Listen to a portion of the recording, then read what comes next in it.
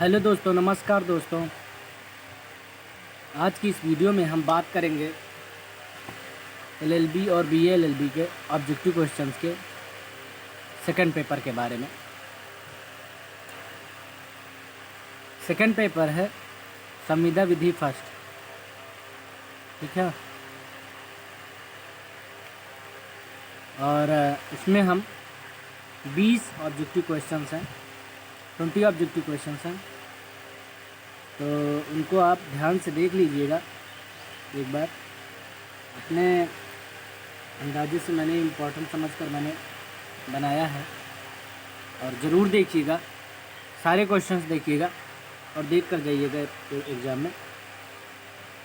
तो चलिए वीडियो को स्टार्ट करते हैं, क्वेश्चंस को स्टार्ट करते हैं।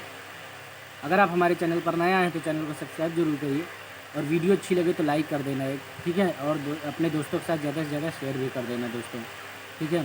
तो चलिए बात करते हैं क्वेश्चंस की, ठीक है।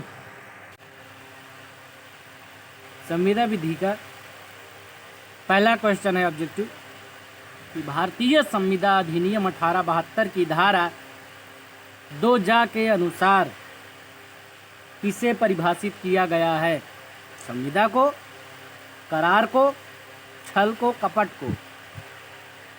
तो धारा 2 के अनुसार संविदा को परिभाषित किया गया है।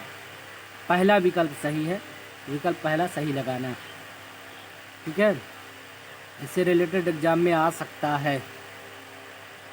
दूसरा क्वेश्चन की बात करने वाले हैं भाई, ध्यान से सुनिएगा। दूसरा क्वेश्चन क्या है ना दोस्तों? पढ़ते हैं फिर, है ना। विधि द्वारा प्रवर्तनीय करार संविदा है। विधि द्वारा प्रवर्तनीय करार संविदा है। अधिकतर स्टूडेंट को तैयार हो गया होगा, मुझे पता है। तो विधि द्वारा प्रवर्तनीय करार संविदा है, तो भारतीय संविदा अधिनियम की किस धारा के अनुसार बताया गया है भैया? तो ये धारा 2 के अनुसार बताया गया है। इसके अनुसार, धारा 2 के अनुसार पहला विकल्प सही है इसमें भी। चलिए बात करते हैं तीसरे क्वेश्चन की। तीसरा क्वेश्चन कहता है भैया, भारतीय संविदा अधिनियम 1872 की धारा 10 में वर्णित विद्यमान तत्व हैं। कम से कम 2 पक्षकार हों, पक्षकारों के मध्य स्वतंत्र सहमति हो, करार का विधिपूर्ण उद्देश्य हो, और इनमें से सभी। तो भैया बताओ, तीसरे में कौन सा विकल्प सही है? बताइए। अगर आपने पढ़ा होगा तो तुरंत बता पाएंगे, नहीं पढ़ा है तो मैं बता ही रहा हूँ, इसमें कोई दिक्कत नहीं है, टेंशन मत लीजिए भाई। देखिए, अगर आपने पढ़ा है तो 100% आप बता लेंगे भाई। धारा 10 के अनुसार जो है, मतलब कि संविदा बनाने के लिए जो है कुछ विद्यमान तत्व होते हैं, उन तत्वों को आप अगर जानते हो तो आप बता सकते हैं। अगर आप नहीं जानते हैं, चलिए हम बता रहे हैं, ठीक है। वीडियो नहीं तो बहुत बड़ी हो जाएगी। तो भाई कम से कम 2 पक्षकार हों, ठीक है। पक्षकारों के मध्य स्वतंत्र सहमति हो, करार का विधिपूर्ण उद्देश्य हो। तो भैया इनमें से सभी, ये तीनों पॉइंट्स सही हैं, जो कि धारा 10 के अंतर्गत ही ये तत्व आते हैं, ठीक है। तो इनमें से ये सभी सारे के सारे तीसरे में सही हैं, चौथा विकल्प सही है। चलिए बढ़ते हैं चलिए भाई चौथे क्वेश्चन की बात करते हैं। चौथा क्वेश्चन कहता है भैया कि करार के पक्षकार हो सकते हैं। करार के पक्षकार जो हैं वो हो सकते हैं।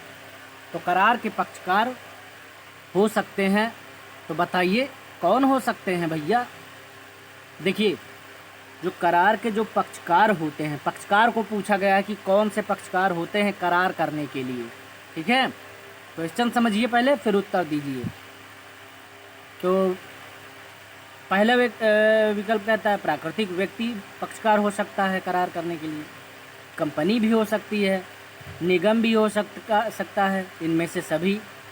तो क्या करार के पक्षकार हो सकते हैं? तो इनमें से कौन सा विकल्प सही है भैया? बताइए। चौथे में बहुत इंपॉर्टेंट क्वेश्चन है, पूछा जा सकता है घुमा फिरा के। देखिए, करार के पक्षकार हो सकते हैं भाई, प्राकृतिक व्यक्ति भी हो सकता है, आपने पढ़ा है तो 100% आप टिक लगा लेंगे। कंपनी तो भी पक्षकार हो सकता है, कंपनी भी पक्षकार हो सकता है ना, किसी भी एग्रीमेंट के लिए। निगम भी एग्रीमेंट करने के लिए पक्षकार हो सकता है।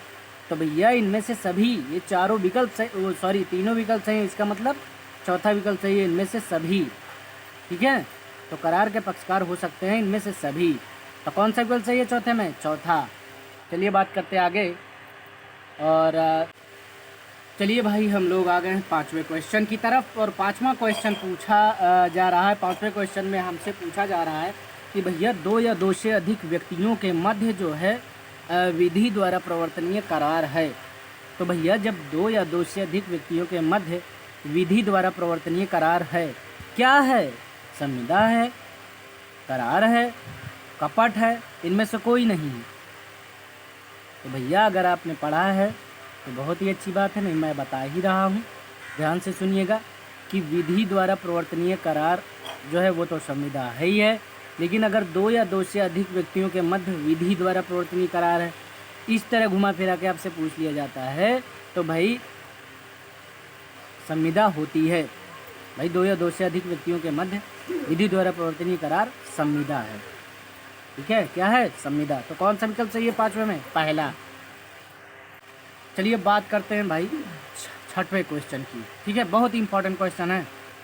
संविदा विधि विधि की वह शाखा है जो उन परिस्थितियों का वर्णन करती है। याद से ध्यान से सुनिएगा भाई, एक एक लाइन इंपॉर्टेंट है क्योंकि इतना लंबा क्वेश्चन पूछा जा सकता है एग्जाम में।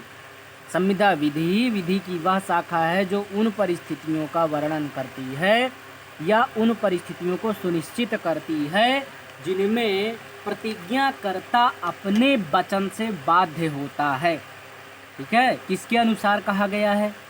पहला विकल्प में पूछा जा रहा है भैया प्रोफेसर एंसन के अनुसार, दूसरा कह रहा है सामंड के अनुसार, तीसरा ब्लैकस्टोन के अनुसार, चौथा इनमें से कोई है ही नहीं बताया जा रहा है। तो भैया कौन सा विकल्प सही है? किसने ये कथन कहा है कि भैया संविदा विधि विधि की वह शाखा है जो उन परिस्थितियों का वर्णन करती है या उन परिस्थितियों को सुनिश्चित करती है जिनमें प्रतिज्ञाकर्ता अपने वचन से बाध्य होता है? तो भैया ये पहला विकल्प सही है, इसमें प्रोफेसर एंसन के अनुसार कहा गया है ये लाइनें। ठीक है, किसने कहा था? प्रोफेसर एंसन के अनुसार, ठीक है, बोला गया है। तो भैया पहला विकल्प सही है। चलिए बात करते हैं भाई सातवें क्वेश्चन की। बहुत ही इंपॉर्टेंट क्वेश्चन है। संविदा विधि ना तो पूर्ण रूपेण विधि है और ना ही आभार विधि, बल्कि वह करार विधि है जो आभार उत्पन्न करती है। ये किसके अनुसार कहा गया है? तो भाई पहला विकल्प है प्रोफेसर एंसन के अनुसार, दूसरा पूछा जा रहा है सामंड के अनुसार, तीसरा ब्लैकस्टोन के अनुसार, चौथा इनमें से कोई नहीं। तो बताओ भैया, भाई संविदा विधि ना तो पूर्ण रूपेण विधि है और ना ही आभार विधि, बल्कि वह करार विधि है जो आभार उत्पन्न करती है। ये जो है सामंड के अनुसार कहा गया है। इसमें जो है सातवें में दूसरा विकल्प सही है दोस्तों। ठीक है, तो कौन सा विकल्प सही है? दूसरा, सामंड ने कहा था। भाई आठवें क्वेश्चन में क्या कहा गया है? एक करार को विधि द्वारा प्रवर्तनीय बनाने के लिए कुछ तत्वों का होना आवश्यक है। यह किस धारा के अंतर्गत दिए गए हैं भैया? ठीक है, तो भैया धारा 10, धारा 2 धारा 2 का, इनमें से कोई नहीं। बताइए।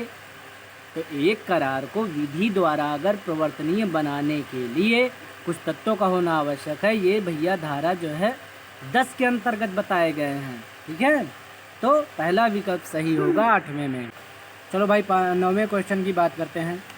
प्रस्थापना करने वाला व्यक्ति होता है, मतलब प्रस्थापना करने वाले व्यक्ति को कहते क्या है? ऐसे भी पूछा जा सकता है, क्वेश्चन पूछा जा सकता है कि नहीं, कि प्रस्थापना करने वाला व्यक्ति होता है भैया वचनदाता, कि स्वीकार, कि प्रतिग्रहित, कि प्रतिज्ञाकर्ता, कि एक और चौथा दोनों सही हैं? सही से बताइए। देखिए मैं बताता हूँ, ठीक है, वीडियो बहुत बड़ी नहीं करनी है, आंसर मैं बता रहा हूँ।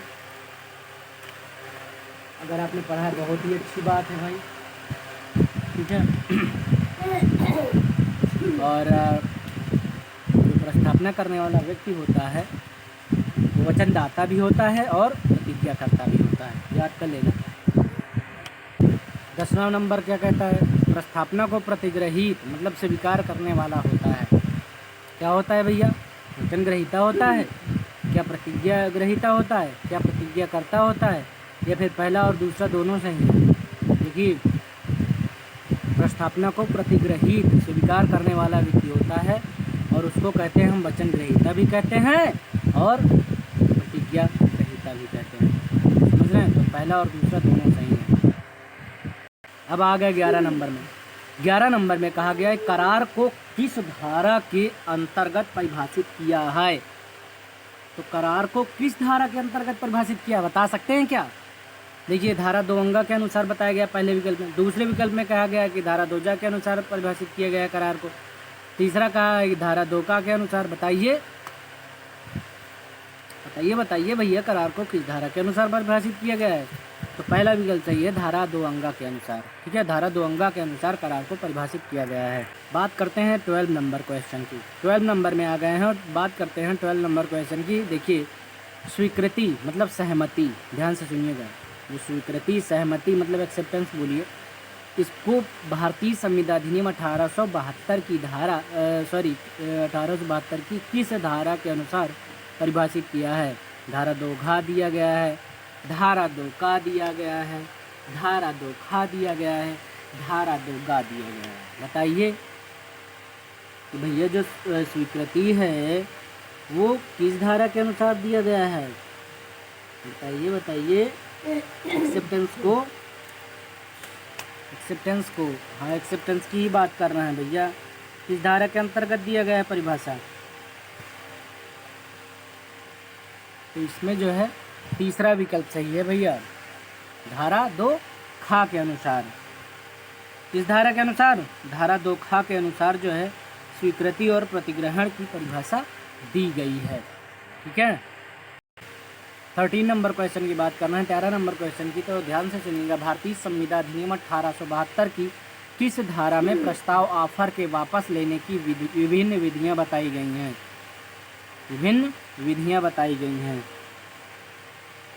मतलब प्रस्ताव वापस करने के लिए। ठीक है, प्रस्ताव के वापस लेने की विभिन्न विधियां बताई गई। तो भैया पहला विकल्प आ गया धारा 6 में, दूसरा विकल्प आ गया धारा 10 में, तीसरा विकल्प आ गया धारा 2 अंगा में, चौथा बताया गया धारा 5 में। बताइए कि प्रस्ताव के वापस लेने की विभिन्न विधियां बताई गई हैं। तो भैया धारा 6 में पहला विकल्प सही है। इसमें 13 में पहला विकल्प सही है। धारा 6 में जो है प्रस्ताव के वापस लेने की विभिन्न विधियां बताई गई हैं। ठीक है, तो धारा 6 जो है पहला विकल्प सही है, याद कर लीजिए। चलिए भैया 14 नंबर क्वेश्चन में बताइए भैया कि अवयस्क कौन है? तो भैया पहला विकल्प कहा गया कि 21 वर्ष प्राप्त व्यक्ति अवयस्क है, 18 वर्ष प्राप्त व्यक्ति अवयस्क है, 15 वर्ष प्राप्त व्यक्ति अवयस्क है, इनमें से कोई नहीं। तो बताइए अवयस्क कौन है? देखिए अवयस्क जो है तीसरा विकल्प सही है इसमें। 15 वर्ष प्राप्त व्यक्ति ये अवयस्क में आता है। वयस्क कौन है? वयस्क हमारा 21 वर्ष प्राप्त व्यक्ति भी है और 18 वर्ष प्राप्त व्यक्ति भी। ठीक है, तो वयस्क नहीं पूछा है, पूछा है अवयस्क कौन है। ठीक है, तो हमारा विकल्प तीसरा सही। 15 नंबर क्वेश्चन की बात करेंगे कि भैया प्रपीड़न को भारतीय संविधान अधिनियम की किस धारा के अनुसार बताया गया है? जो प्रपीड़न है, प्रपीड़न को इंग्लिश में बोलते हैं कोर्शियन। क्या बोलते हैं भैया? कोर्शियन बोलते हैं। ठीक है, क्या बोलते हैं? कोर्शियन। तो बताइए कि प्रपीड़न को किस धारा के अंतर्गत बताया गया है? बताइए बताइए।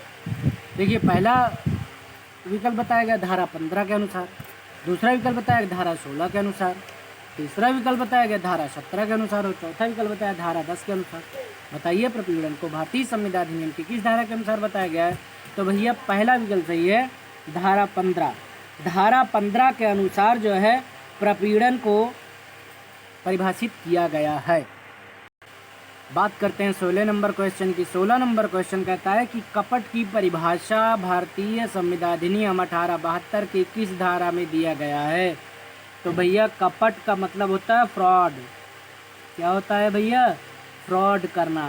ठीक है, जालसाजी, छल, धोखा, ये सारी चीज़ें भी पूछी जा सकती कपट के स्थान पर। ठीक है, कि भैया छल की परिभाषा भारतीय संविधान अधिनियम 1872 की किस धारा में दिया गया है? तो इससे जो है आप डाउट में नहीं आना, मतलब ठीक है, अगर अच्छे से पढ़ा है तो। और मैं भी बता रहा हूँ कपट के स्थान पर अगर छल पूछ लिया जाए, जालसाजी, धोखा, तो ये भी जो है इसी धारा के अंतर्गत आएगा, जो इसमें जो विकल्प सही होगा। ठीक है, तो कपट की परिभाषा भारतीय संविधान अधिनियम 1872 किस धारा में दिया गया है? पहला विकल्प में बताया गया धारा 17 के अनुसार दिया गया है। दूसरा कह रहा है विकल्प की धारा 15 के अनुसार, तीसरा विकल्प कह रहा है धारा 16 के अनुसार, चौथा विकल्प कह रहा है धारा 10 के अनुसार। तो आप लोग बताइए कि भैया कपट की परिभाषा भारतीय संविधान अधिनियम 1872 की किस धारा में दिया गया है? तो भैया ये धारा 17, कपट की परिभाषा भारतीय संविधान अधिनियम 1872 की धारा 17 के अनुसार इसको परिभाषित किया गया है। तो पहला विकल्प सही है भैया। बात करते हैं 17 नंबर क्वेश्चन की। 17 नंबर क्वेश्चन क्या कहता है कि समाश्रित संविदा, समाश्रित संविदा के बारे में बात करते हैं दोस्तों कि समाश्रित संविदा जो होती है, क्या समाश्रित संविदा को भारतीय संविधान अधिनियम 1872 की किस धारा में परिभाषित किया गया है? बहुत इम्पोर्टेंट क्वेश्चन पूछ लिया गया है भैया, इसको तो मैंने पढ़ा ही नहीं। क्यों ऐसे ही कहोगे ना भाई, और संविदा के बारे में मैंने पढ़ा है, ये समाश्रित संविदा क्या है इसके बारे में तो मैंने पढ़ा ही नहीं, ऐसे ही कहोगे आप लोग। क्यों भाई, अगर आपने पढ़ा होता तो आप ज़रूर टिक कर लेते, लेकिन आपने जब पढ़ा ही नहीं है तो कहाँ से टिक कर पाओगे बताओ भैया, नहीं टिक कर पाओगे ना। तो समाश्रित संविदा बहुत ही इम्पोर्टेंट है, समझ रहे हैं। तो समाश्रित संविदा को भारतीय संविधान अधिनियम 1872 किस धारा में परिभाषित किया गया है? पहला विकल्प है पहला विकल्प है धारा 31, दूसरा विकल्प धारा 17, तीसरा विकल्प धारा 32, चौथा विकल्प धारा 40। बताइए समाश्रित संविदा को भारतीय संविधान अधिनियम 1872 की किस धारा में परिभाषित किया गया, बताइए। चलिए देर नहीं करते हैं, हम बताते हैं आपको कि पहला विकल्प सही है। धारा 31 के अनुसार जो है समाश्रित संविदा को भारतीय संविधान अधिनियम 1872 की समाश्रित संविदा को भारतीय संविधान अधिनियम 1872 की धारा 31 के अनुसार परिभाषित किया गया है। किस धारा के अनुसार? धारा 31 के अनुसार। याद कर लीजिए समाज। देखिए भैया, अब आ गए हम 18 नंबर क्वेश्चन में। किस नंबर में क्वेश्चन में आ गए हैं? सॉरी भैया, 18 नंबर क्वेश्चन की बात कर रहे हैं, ठीक है। बहुत ही इम्पोर्टेंट क्वेश्चन है भैया, ठीक है। तो आप लोग वीडियो में अंत तक जरूर बने रहिएगा, और अभी तक चैनल को सब्सक्राइब नहीं किया भैया तो सब्सक्राइब जरूर करिएगा दोस्तों, ठीक है, क्योंकि वीडियो बनाने में मेहनत लगती है भैया, ठीक है। इसलिए समय निकाल के मैंने वीडियो भी बना दिया, आप लोगों को तक क्वेश्चंस पहुंचा दिया है, ठीक है। संविदा का नवीनीकरण के बारे में अगर चर्चा हम करें तो भारतीय संविधान अधिनियम 1872 की किस धारा में किया गया है भैया? संविदा का नवीनीकरण के बारे में चर्चा जो है भारतीय संविधान अधिनियम 1872 की किस धारा में किया गया है? तो भैया पहला विकल्प बताया धारा 62, दूसरा विकल्प बताया धारा 64, तीसरा विकल्प धारा 44, चौथा विकल्प धारा 55। बताइए संविदा का नवीनीकरण के बारे में चर्चा भारतीय संविधान अधिनियम 1872 की किस धारा में किया गया है? तो भैया संविदा का नवीनीकरण जो है धारा 62 में किया गया है। मतलब संविदा के नवीनीकरण के बारे में जो है धारा 62 में किया गया है, ठीक है चर्चा। तो कौन सा विकल्प सही है भैया? पहला विकल्प सही है, याद कर लीजिए धारा 62 संविदा का नवीनीकरण। गए हैं भैया, लास्ट पॉइंट पे आ रहे हैं, ठीक है। तो 19 नंबर क्वेश्चन की बात करें तो असंभवता के सिद्धांत को प्रतिपादित करती है। जो असंभवता है, इम्पॉसिबिलिटी के सिद्धांत को प्रतिपादित करती है कौन सी धारा? बताइए, बता सकते हैं? चलिए मैं बताता हूँ भैया। पहला विकल्प सही है इसमें, धारा 56 सही है, ठीक है। असंभवता के सिद्धांत को प्रतिपादित करती है धारा 56। 20 नंबर क्वेश्चन की बात कर रहे हैं। 20 नंबर क्वेश्चन की बात कर रहे हैं, मिथ्या व्यपदेशन का तात्पर्य है। तो भैया मिथ्या व्यपदेशन का तात्पर्य है, बहुत आगे नहीं बढ़ाएंगे वीडियो को, धोखा देने का आशय नहीं रहता है। पहला विकल्प सही है भैया, मिथ्या व्यपदेशन का तात्पर्य है कि धोखा देने का आशय नहीं रहता है। इसमें मिथ्या व्यपदेशन में धोखा देने का आशय नहीं रहता है भैया, और कपट में जो है मतलब छल में, उसमें धोखा देने का आशय रहता है, ठीक है। तो याद कर लीजिए, कपट में पूछा जा सकता है इससे क्वेश्चन। तो मिथ्या व्यपदेशन का तात्पर्य मैंने पूछा है, तो इससे आप सीख सकते हैं कपट के बारे में भी, ठीक है। तो मिथ्या व्यपदेशन का तात्पर्य होता है धोखा देने का आशय नहीं रहता है मिथ्या व्यपदेशन में। ये पहला विकल्प सही है इसमें। मिथ्या व्यपदेशन का तात्पर्य क्या है? धोखा देने का आशय नहीं रहता है, और सब गलत है इसमें, ठीक है। तो मिथ्या व्यपदेशन का तात्पर्य है धोखा देने का आशय नहीं रहता है, पहला विकल्प सही है 20 में, ठीक है। अब बात करते हैं कपट की, ध्यान से सुन लीजिएगा इसी स्थान पर, फिर उसके बाद मैं वीडियो को एंड कर दूंगा। भाई कपट के बारे में अगर पूछ लिया जाए कि कपट का तात्पर्य क्या है, ठीक है, तो भैया धोखा देने का आशय उसमें रहता है, कपट में, ठीक है, क्योंकि वो धोखा जालसाजी और छल ये सारी चीज़ें आती हैं कपट में, समझ रहे हैं।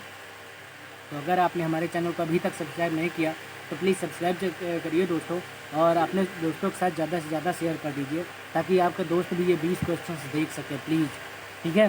तो अगर वीडियो को लाइक नहीं किया तो प्लीज़ लाइक कर दीजिए, और अब हम नेक्स्ट वीडियो में मिलेंगे दोस्तों। और कल एग्ज़ाम है, बहुत ही ऑल द बेस्ट सभी स्टूडेंट्स को। हम तो कहते हैं कि सभी स्टूडेंट्स का पेपर बहुत ही अच्छा हो, ठीक है। तो चलिए नेक्स्ट वीडियो में मिलेंगे दोस्तों अगले दिन। Bye bye.